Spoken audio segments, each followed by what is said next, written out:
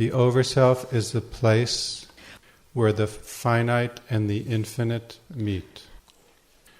So in the quote on the board, it says that we forget the ego self completely by directing our minds towards the goal, the one real life, by constant remembrance of it, and by practicing self-identification with it.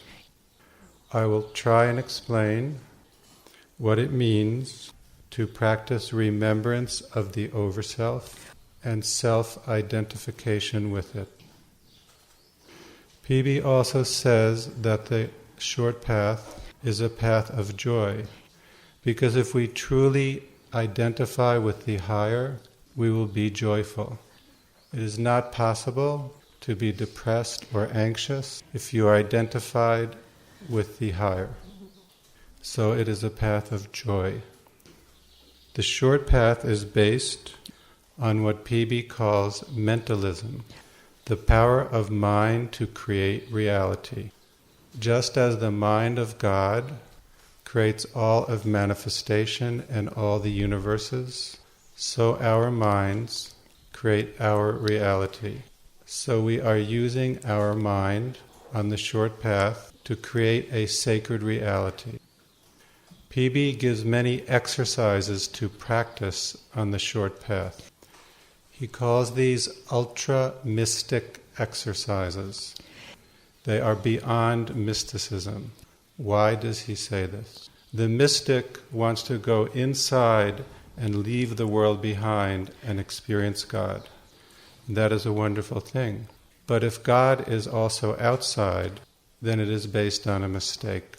The mistaken thought that God cannot be found outside as well.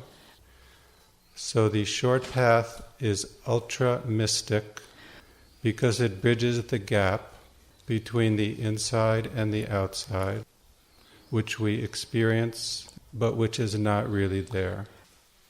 So for instance, PB describes the experience of a sage as duality blended within unity.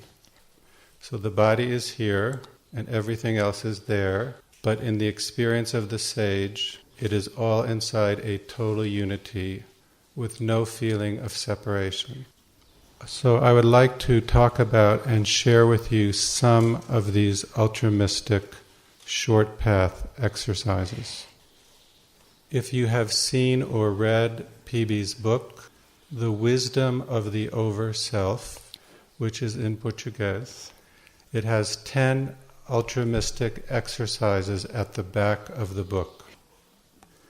So I will talk about some of them, not all 10, and some others that are in volume 15 of the Notebooks of Paul Brunton, which is not yet published in Portuguese. These exercises can be done at any time while you're doing anything. You can try them while I am explaining them to you, or while you are doing your daily activities. You give your activities the amount of attention they need, but the rest of your attention that is left over, you offer to God or to the short path exercise that will bring you closer to God. The first exercise is called the witness exercise. The witness consciousness is the observing consciousness. It is the part of us that is aware of everything that takes place. So instead of paying attention to the object of experience, we turn around our attention on the awareness itself. PB says you can practice this at all times, in all places, and in every condition of experience. It consists of the constant recollection to the mind of the existence of and your identity with the sacred. So if you ask yourself, how do I think of the sacred? What is the sacred to me? You put your mind on that, and you remember that is who and what you really are. For instance, you can look at yourself as if you are outside of yourself. You can make the person an object and the Overself the observer. Many spiritual teachers, such as Ramana Maharshi, emphasize the short path, tracing the I to its source.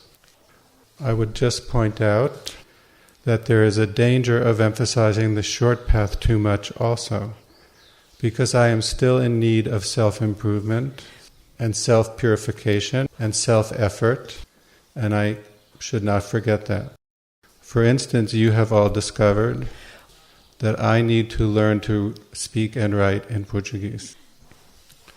So the witness is the unchanging observer of the changing experiences. It is a part of the total awareness that is part of you. It is the unperceived perceiver. So in the witness exercise, we imagine that we are this witnessing consciousness. And as I said, as PB said, it can be done anytime, anywhere.